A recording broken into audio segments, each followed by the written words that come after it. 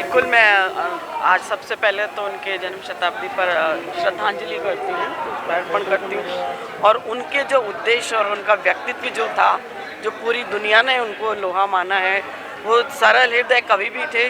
तो जहाँ कठिन निर्णय लेने होते थे देश हित में, वो भी उन्होंने लिए। चाहे हमारे परमाणु परीक्षण की हम बात करें, और मित्रता की जहाँ सरल हृदय की बात है, पड़ोसी देश को अपने संबंध सुधारने के लिए, अच्छा पड़ोसी बनाने के लिए भी उन्होंने प्रयास किए। वो अपना बस लेकर के वहाँ गए, लेकिन वो नहीं माने तो कोई बात नहीं है। उनका व्यक्तित्व ऐसा था कि विपक्ष के लोग, दूसरी पार्टी के लोग भी, और पहली बार उन्होंने एक उदाहरण पेश किया कि इतने सारे अनेक अलग अलग विचारधारा की पार्टियों के साथ लेकर के उन्होंने सरकार बनाई। और गैर कांग्रेसी प्रधानमंत्री जो पहली बार 5 साल उन्होंने पूरी के प्रधानमंत्री वो रहे। एक बार जब एक उनमें कोई कार्यक्रम था, उसमें पीवी नरसिम्हा राव जी की जब सरकार थी, तो उनको विपक्ष का नेता होने के नाते ही नहीं, उनकी उन पे अपार श्रद्धा, स्नेह और उनकी जो वाक चातुर्य और जो सारी चीज़ें थी, उसके कारण उन्होंने उनको वहाँ पर भेजा। और सबसे पहले हिंदी में भाषण देने वाले ब्रिटिश में हमारे पूर्व प्रधानमंत्री माननीय अटल बिहारी वाजपेयी जी रहे। और उसके बाद में मैं कहना चाहूँगी कि नेहरू जी ने एक बार जब ब्रिटिश के प्रधानमंत्री पधारे हिंदुस्तान, तो उन्होंने ये कहकर उनका परिचय कराया कि ये भारत की उभरती राजनीति के सितारे हैं और एक दिन ये ज़रूर प्रधानमंत्री बनेंगे। सो उन्होंने करके दिखाया। और लास्ट में जब उनकी अंतिम यात्रा, पूरी ज़िंदगी की यात्रा सब लोगों के साथ में उनकी रही, और अंतिम यात्रा में भी आप सब लोगों ने देखा होगा कि कितना लोगों का जन सैलाब उनके स्नेह के कारण, उनके व्यवहार के कारण, उनके साथ चला। और आज के हमारे प्रधानमंत्री नरेंद्र भाई मोदी भी पैदल उनकी शव यात्रा में, उनके अंतिम यात्रा में उनके साथ थे। तो ऐसे अभूतपूर्व जो हमारे अटल बिहारी वाजपेयी जी थे, आज उनकी जन्म जयंती पे मैं सबके ओर से उनको श्रद्धांजलि करती हूँ। आज जो विपक्ष के नेता हैं, उनके जो संगठन के उनके साथ के लोग हैं, वही मानने को तैयार नहीं है। अब पता नहीं उनकी क्या मजबूरी है कि वो उनको झेल रहे हैं, मैं तो एक तरीके से ये कहूँगी। और तनातनी तो उनके कारण ही होती है। अभी जो थोड़े दिनों पहले ही जो संसद में सामने आमने जो उन्होंने एक धक्का मुक्की करी है, और एक बुजुर्ग हमारे सांसद को, सारंग जी को चोट आई है, और वो दूसरे उनको भी लगा है, जो उन्होंने धक्का दिया है। एक महिला के साथ उन्होंने इस तरीके से पेश आए हैं जो उनको नहीं आना चाहिए। एक जो लीडर होता है उसमें ये सारी चीज़ें नहीं होती। उन्होंने ऐसा व्यवहार किया जैसे कोई स्टूडेंट जो करते आपस में लड़ाई झगड़ा। जब इतनी जगह और थी तो क्यों ना वो दूसरी साइड से गए।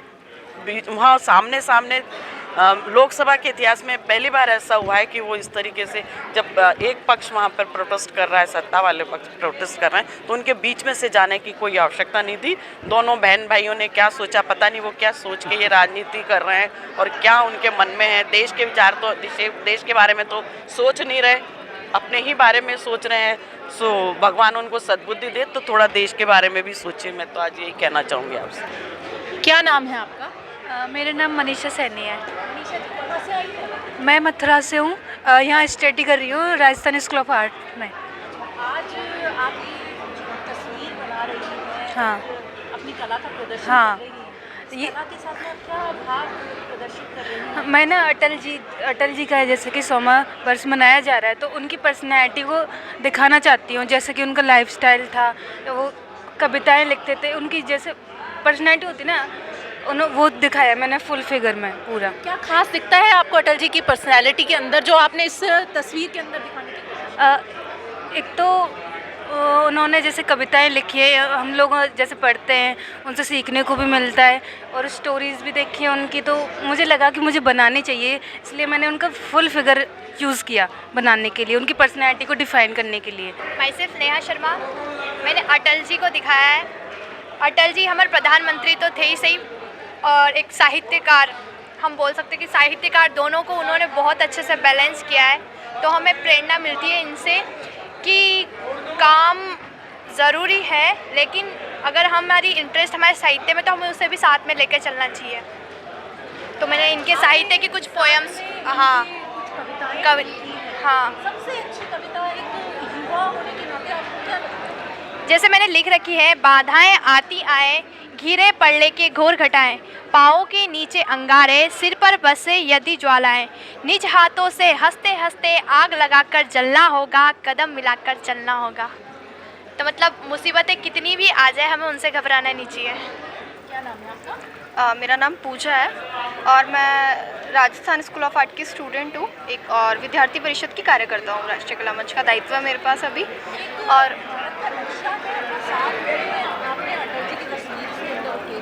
हाँ, संदेश देना चाहते हैं आप? मेरा संदेश, इसमें 2 संदेश छुपे हुए हैं। पहला संदेश तो ये है कि भारत जी हमारे भारत के प्रधानमंत्री रहे हैं, साथ के साथ प्रधानमंत्री के दायित्व में आने के बाद जो उन्होंने पहला कार्य करा, जो सबसे सफल कार्य जो उनका मैं मानती हूँ कि उन्होंने भारत के चारों कोनों को सड़क मार्गों द्वारा जोड़ने का एक जो प्रयास करा, जो काम उन्होंने करा, जिससे है ना वाहन व्यवस्था अच्छी हो पाई और सुरक्षा व्यवस्था भी बहुत अच्छी हो पाई, तो वो कार्य उन्होंने करा। इसलिए मैं लकड़ी को जला करके वुड बर्निंग में अटल जी के साथ एक भारत का मैप और उसकी सड़क सुरक्षा को दिखाते हुए ये चित्र मैं बना रही हूँ, उन्हें समर्पित है। हाँ, ये वुड बर्निंग है जो राजस्थान में केवल अभी मैं करती हूँ और ये लकड़ी को जला करके सोल्डरिंग आयरन से मैं बनाती हूँ। अटल तो अटल हैं और वही है अटल बिहारी वाजपेयी। आज बीजेपी के कार्यालय के अंदर जो प्रदर्शनी लगाई जा रही है, वहाँ छात्राएं अपनी कला का प्रदर्शन भी कर रही हैं। हमारे साथ में वो छात्रा भी यहाँ पर मौजूद है जिसने अभी कुछ देर पहले ही सीएम भजनलाल शर्मा को अपने हाथों से बनाई हुई ऑयल पेंटिंग, जिसमें अटल बिहारी वाजपेयी जी का चित्र और उनका स्वरूप उकेरने की कोशिश की है, वह भेंट की। हम उसी छात्रा से जानते हैं कि आखिर उसने क्या सोचकर और किस तरीके के भावों से वो तस्वीर बनाई। नमस्कार, मेरा नाम टीना लालावत है। मैं राजस्थान स्कूल ऑफ आर्ट की स्टूडेंट हूँ। मेरे पिताजी का नाम परशुराम है और मेरी माँ का नाम है प्रतिभा रानी। ये जो पेंटिंग बनाई है ये ऑयल कलर के अंदर बनाई है। ऑयल कलर की खासियत ये होती है कि इसमें सूखने के बाद अगर हम पानी भी डाल देते हैं तो ये ख़राब नहीं होती है और ये कैनवास मीडियम पे बनी हुई है। अभी थोड़ी ही टाइम पहले भजनलाल जी को मैंने गिफ्ट किया था, वही ऑयल कलर में पेंटिंग बनी हुई थी। उसका साइज़ थोड़ा सा छोटा था, उनको काफ़ी पसंद आई और मुझे भी बहुत अच्छा लगा उनसे मिलकर और डिप्टी सीएम से मिलकर, सीएम से मिलकर कि उन्होंने गिफ्ट को स्वीकार किया और उन्हें बहुत अच्छा लगा। ऐसे ही और वीडियोस देखने के लिए सब्सक्राइब करें मॉर्निंग न्यूज इंडिया को और जुड़े रहिए हमारे साथ।